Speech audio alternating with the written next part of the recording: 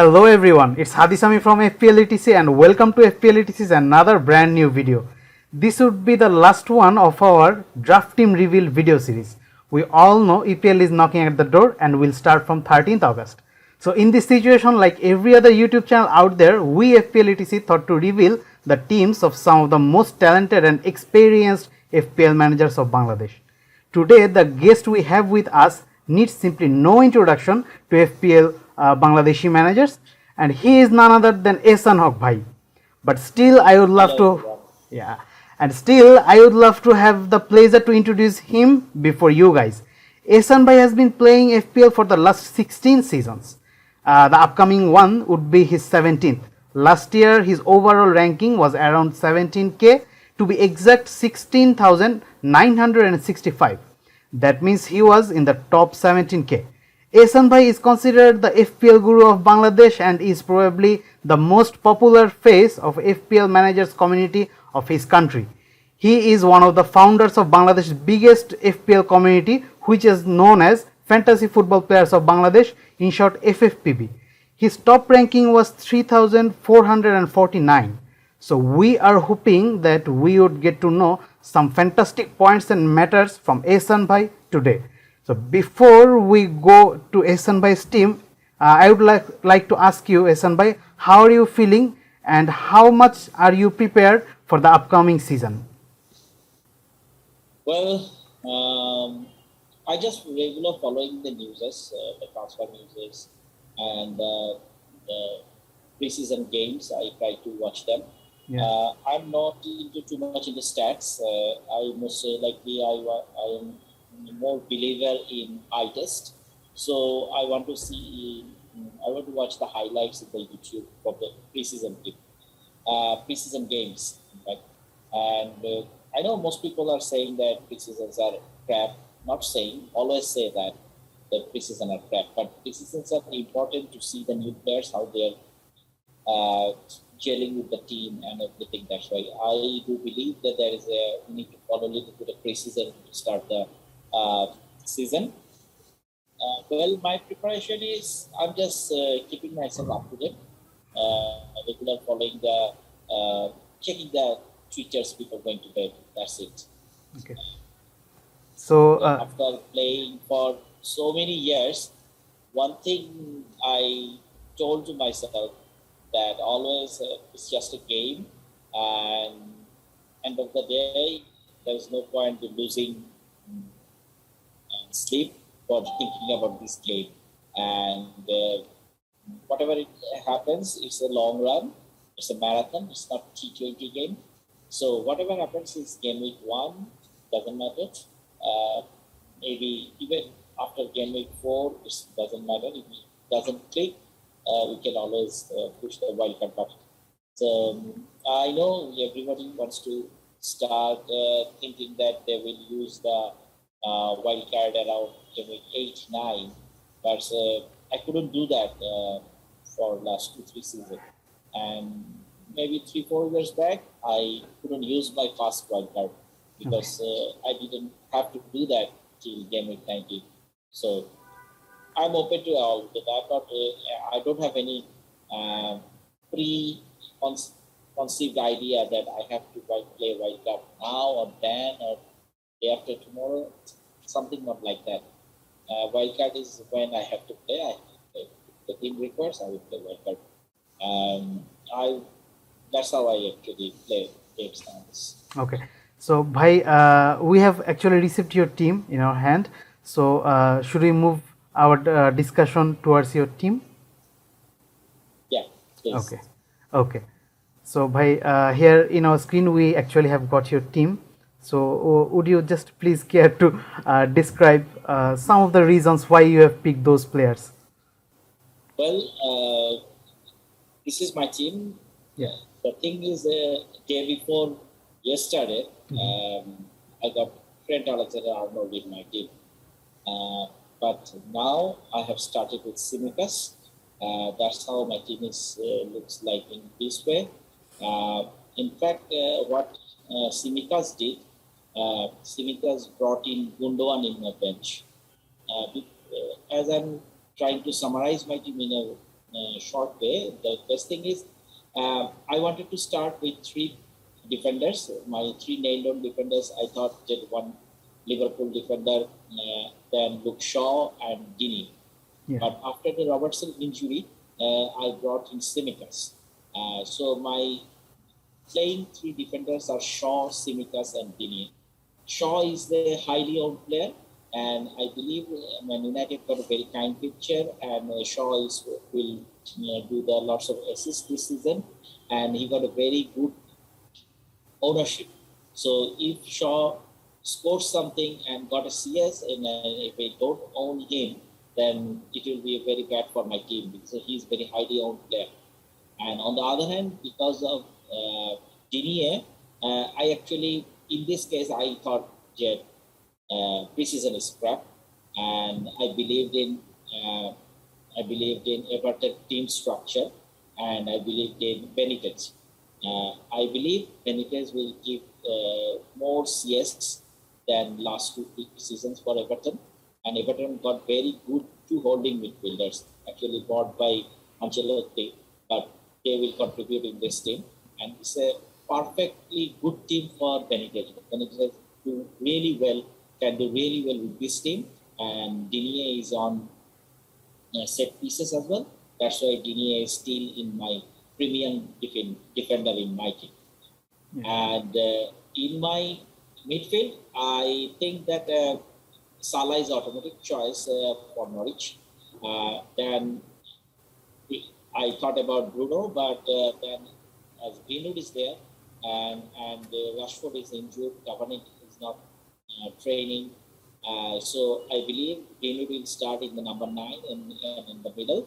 So Greenwood can cover Man United asset. That's why I kept Greenwood. And Son is there because of Kane may go to Man City and not playing, at least not he can start the preseason yet. So Son will play as number 9, and Son is playing game week 3 against Watford. So I think it's mandatory to have him from the start now. And Jota is a kind of differential pick for me.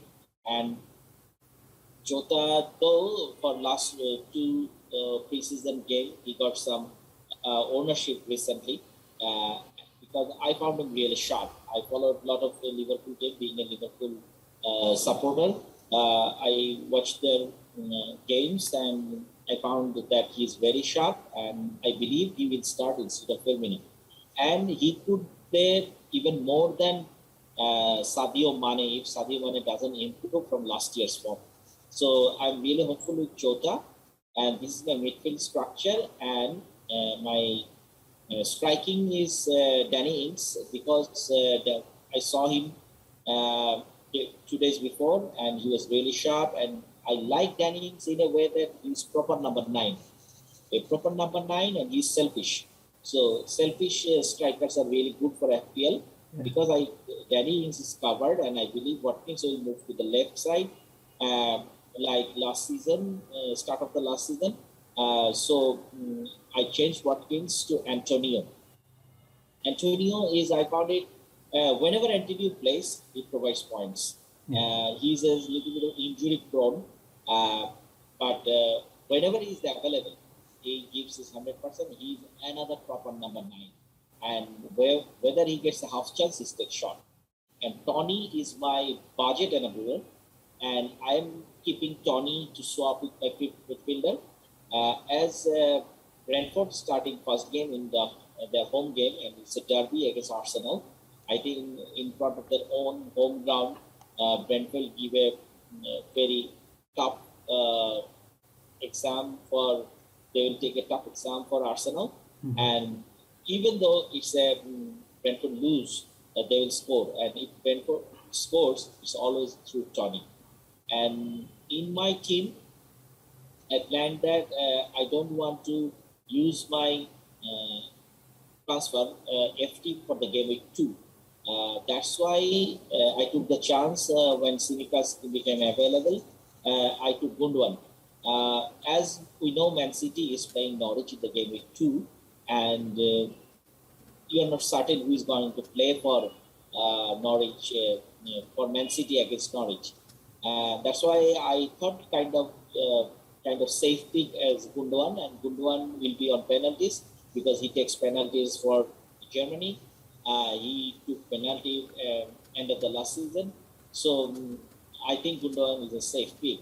On the other hand, if I were to say regarding goalkeepers, I believe that I didn't want to spend too much money on goalkeepers. I wanted to keep it with a 4.5 goalkeeper.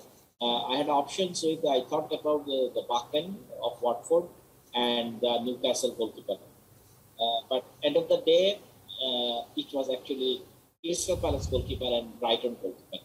I thought I thought about the Watford, but end of the day, their defense was good in Championship. But Championship and Premier League is not that the same thing, and even they conceded way too much goal in the preseason. So I came out from the Watford defense, good defense idea, and in the Newcastle goalkeeper, I'm a bit worried who is going to start. So and I want to keep a nailed-on goalkeeper for the whole season at least, and I don't want to use my any free transfer to change my goalkeepers. So 4.5 and 4 is my goalkeeping strategy. I thought about Guaita because he got a very tough pictures, but because of safe points, I thought to take about Guaita. But with that, as Dunk came back, and Brighton he plays with a very solid defensive structure in their team. I believe Brighton will keep more clean sheet than Newcastle, Watford, and Crystal Palace. So I stick to stars. Sanchez. Amarte is my budget ambulance, and from game week 4, 5, 6, I think Arsenal will be needed, and even at that time we can use them Leeds asset. We could have go for the Leeds asset as well. That's it for my team. Okay, so bhai, I have well description of your team. I have got some points here, and I got some questions also. I can clearly understand that Sanchez is a season-long goalkeeping option, and probably you are starting the season with 3 defense, and you will swap Tony and Gundogan as you have mentioned. So your formation could be 3-5-2 or 3-4-3. It may vary time to time. So yeah, so I have some questions about your defense. I would like to start from Trent Alexander-Arnold.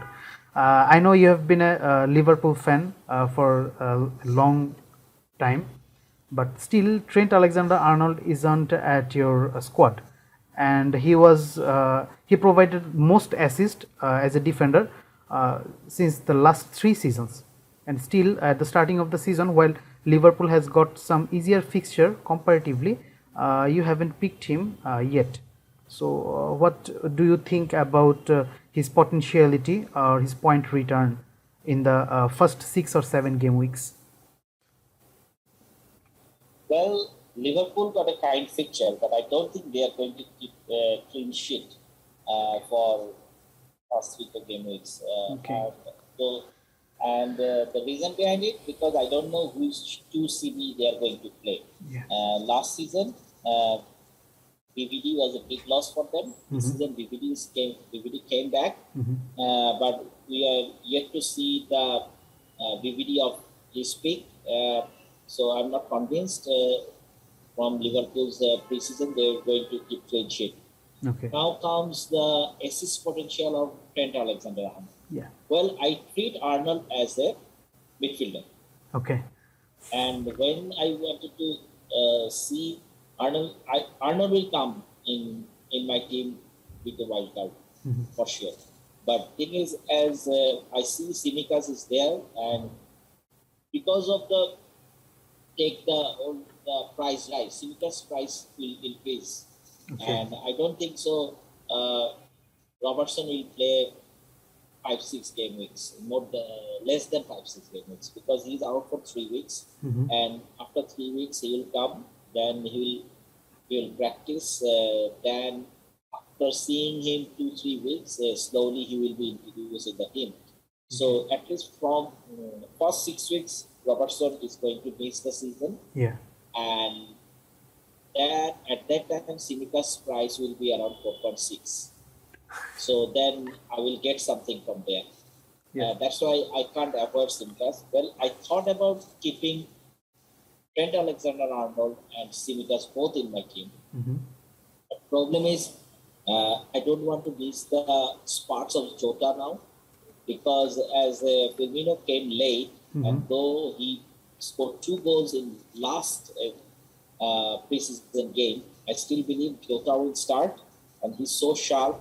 I don't want to miss Jota against Norwich. And my initial plan, when Trent Alexander-Arnold was in my team, I was planning changing Jota to Gundogan. But now Gundogan is in my team. I want to save my FT. So in game week 3, I will have a mini wildcard to find the catch the price rise. Who is not playing, I have to discard him. If anyone is playing really good, everyone is bringing him in his team, in their teams, then I have to take that player, because I have to take in past 7-8 weeks. I have to build my team build. Okay. So, bhai, if we stay in your defense for a longer period, I would like to ask something about Digne. Everton's defense has been vulnerable recently.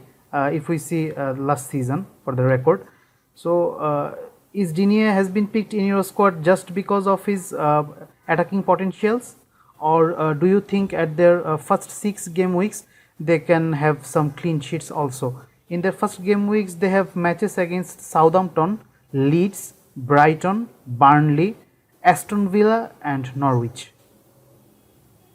Of course, they got the kind fixture. Yeah. And I told in my team selection phase that why I took Digne.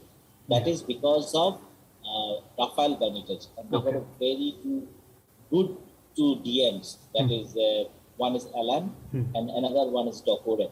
Yeah.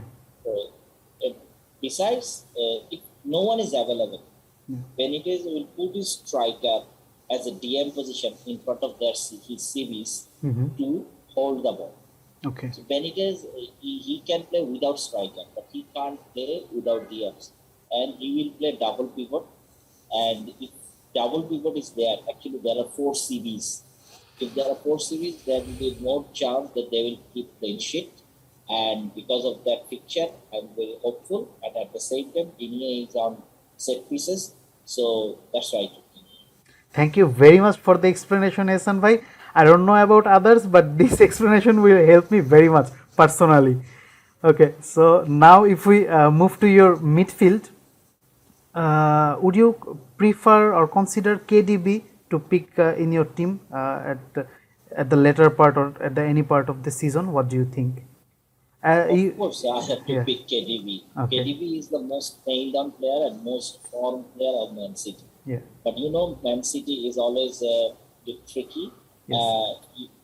Its point is, do you want to take risks with your premiums? You want your premiums to play in the team, and you want premiums are treated as a captain material.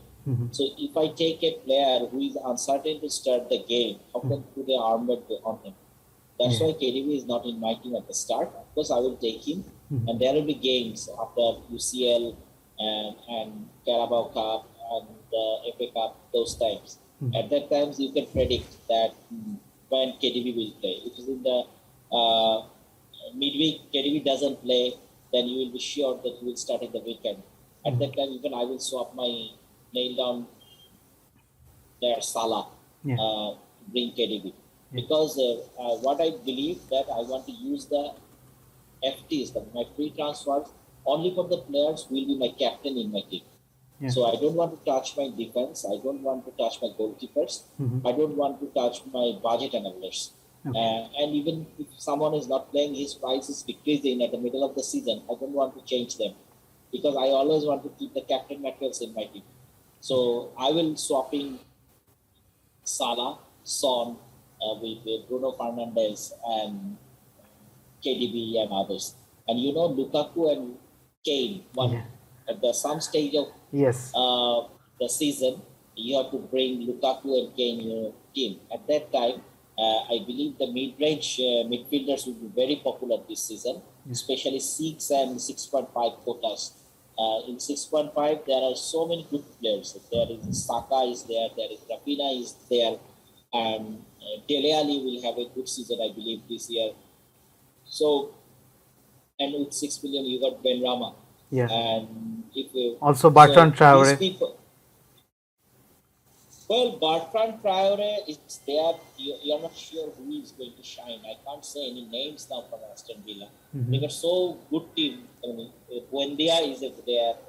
Before Bertrand Traore, I would say Buendia is there, and the new guy who came from Bundesliga, Bailey. The new signing, Bailey could be good.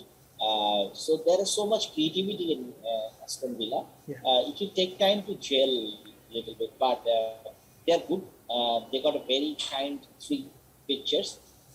That's the thing I am just bit worried now with my goalkeeping spot, because the Martinez got a very big ownership. But if he got the 3 clean sheet in the first 3 games, then his price will shoot as well, and I will miss that. So that's why what is in my mind that I may swap White with Welcome and may go for Martinez in the goalkeeper. Depending on my mind, I will take care of it. This is one transfer still in my mind. Okay. So Ehsan bhai, you have actually covered a lot of players. I would like to ask you about someone very specific. That's Bruno Fernandes, the hot topic of the starting of this season. Bruno Fernandes has been the top point provider of last season, and he is not in your team, but actually he has been picked by 48% of the FPL managers already, and a lot of managers are yet confused whether to pick him or not. So what would be the matters that you would suggest to our viewers to consider before picking or not picking Bruno? Well, if you see my team, Yeah. if you see my team, Yeah. there is a 2 premium player already there, Yeah. Salah and Son. Yeah. And I think if I have to bring Bruno, I have to sacrifice Son. Yeah. I can start with Bruno, and then still there is 2 million short. Yeah. Then I have to cartel Gundogan to someone. Yeah. And then in game week 2, I have to change either Bruno or Jota or Greenwood to bring some City asset. Yeah. And then game week 3 against Watford, I need Son. Yes. And game week 4, I need someone from Arsenal. Yeah. So many transfer. If I pipelined at the start of the season, Yeah. then some Tom, Dick, and Harry will emerge, and he will be scoring goals, and everybody will purchasing him. To take that price rise, I have to take a -4 to accommodate that Tom, Dick, and Harry. Yeah. You don't know who will be that Yeah. That guy will shine in this week in past 3-4 weeks. Okay. So if I don't take Bruno, it gives me more flexibility in the team. So I can start with Gundogan, I can start with Son. So my game week 2 and 3 is covered. If Greenwood, Jota, if it doesn't play, I can bring someone. And if I can save my transfer, at least I can bring anytime the Lacazette or Saka in my team for game week 4 from Arsenal. So these things are in my mind actually for taking out Bruno in my team. Of course, Bruno will play in my time. Hopefully, always there is a card. Some premiums will score in lot for 5 weeks, then there will be deep in form, and then again peak.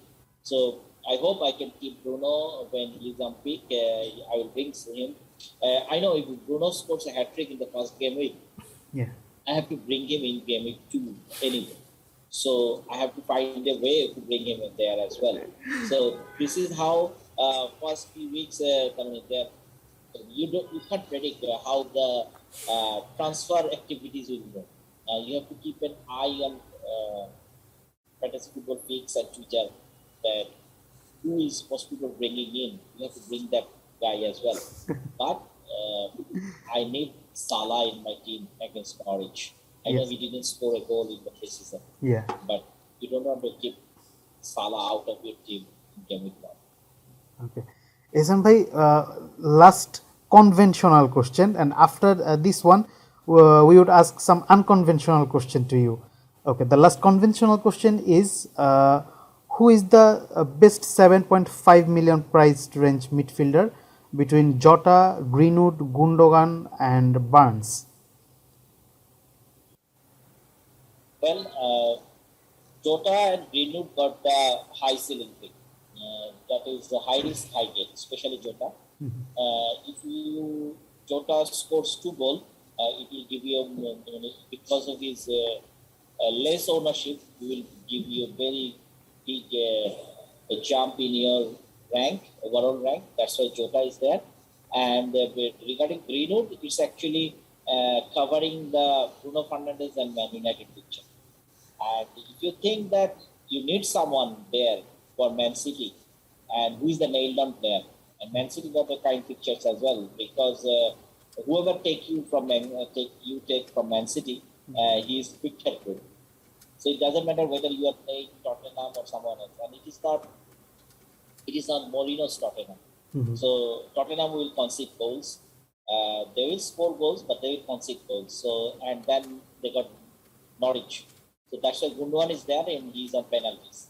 And Harvey Barnes, as he's not playing as number 9, that's the thing, actually problem, because the Greenwood, Jota, all will start in the middle. So I think they are more XG potential is more with these players, and if you take XA potential, it comes with Harvey Barnes. So I want to take actually more goals, not the assists. I want to target more goals. Okay. That's why Barnes, Saka, and Ben Rama, they are a bit behind in the pecking. Okay. Okay. So thank you, Ehsan bhai. Now the unconventional questions. So what do you think, who could be the differentials in the upcoming season? Like who could be the next Dallas, or who could be the next Rafinha, or who could be the next Bamford? What do you think about that? Who could be the differentials? It's actually it's not the differential picks are actually at the game week 1. It's a wild card kind of things. Wild guess. You have to guess really wild. But you don't know how the promoted players will play. You don't know how the new signings will gel with the team. You can think about Chelsea. The amount of players Chelsea signed last season, they should be champion. But I was confident Chelsea will not be the champion. I thought it will be between Liverpool and Man City. And Chelsea actually finished behind Liverpool. Yeah, they finished 4th. So it's always important if you just bring the player. These are actually like same when you see the Grealish in Man City. I'm not confident that how Grealish will react to Man City setup. Yeah. Because he is the Maradona of Aston Villa. So everything was around Grealish. Yeah. Now he is with 5 Maradonas. Yeah. There are 5 started players. So now he in Aston Villa he used to keep a ball quite a lot in his leg. Now he will think about the always first touch and who is there to receive the ball. But Grealish is a very fast, tricky dribbler. So he will be good. But I want to wait for Grealish, how he reacts to Man City. I want to see that. Few people are saying that in Man City forum, I have seen a few Man City forums in the Twitter that they are confident that Grealish is starting in game week 1. But from FPL prospect, he is in my wait and see category. Okay. And if you ask me who is my white pick for the thing, I am bit optimistic with Southampton's new striker, 6 million striker. Yeah. And other thing is Southampton's midfielder Taylor at 5 million. Yeah. Then Dele Alli, he will start as a new signing from Tottenham. Yeah. And he's on the 6.5. Yeah. And Saka. Okay. Saka is going to improve season to season. Okay. Next 3-4 years. Every year he will. Okay. So Ehsan bhai, our next question to you is about transfer policy. We have seen a lot of top FPL managers makes generally a season-long transfer plan, and some managers plans for 6 game weeks generally, and some goes game week by game week. So what do you think about that, and what is generally your strategy? Which one do you prefer? Well, I keep my chips for the double game weeks. I keep my chips for the double game weeks. And my transfer is to take my defender and goalkeeper and at least 8, 9 core players, which I don't actually want to change throughout the next till next wildcard. Same sort of thing.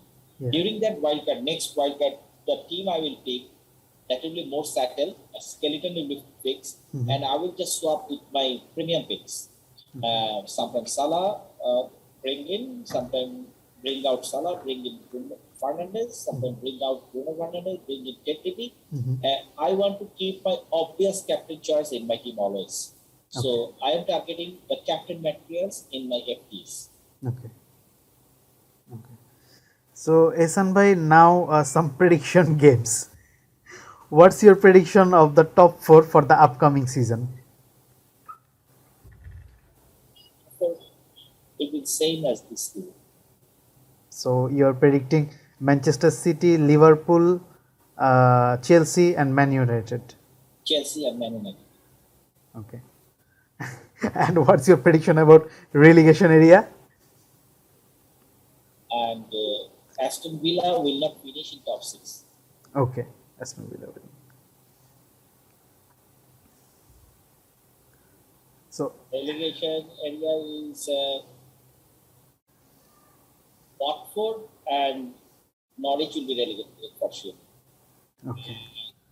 I'm not sure about Brentford yet.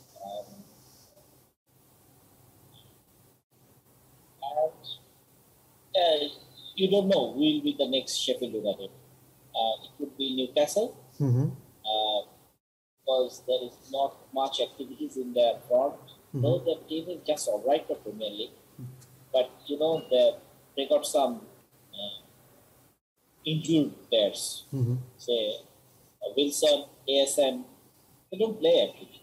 They play 40% of the games of the season, and so I'm not sure about Newcastle.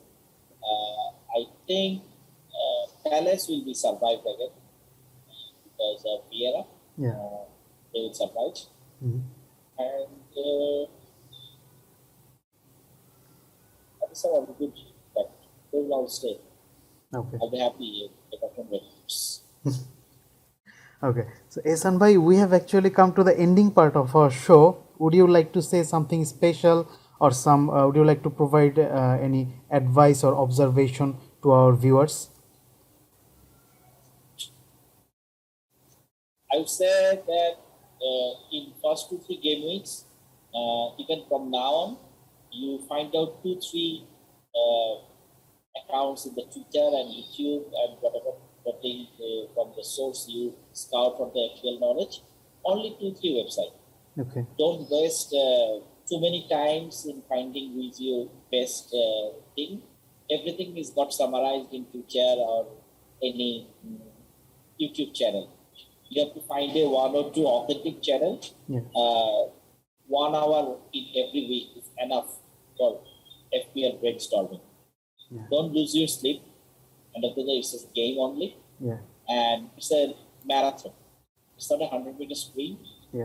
If you are top scorer in game week 1 in the world, if you are top scorer in the world in game week 1, doesn't guarantee you will finish in top 100k in game week 38.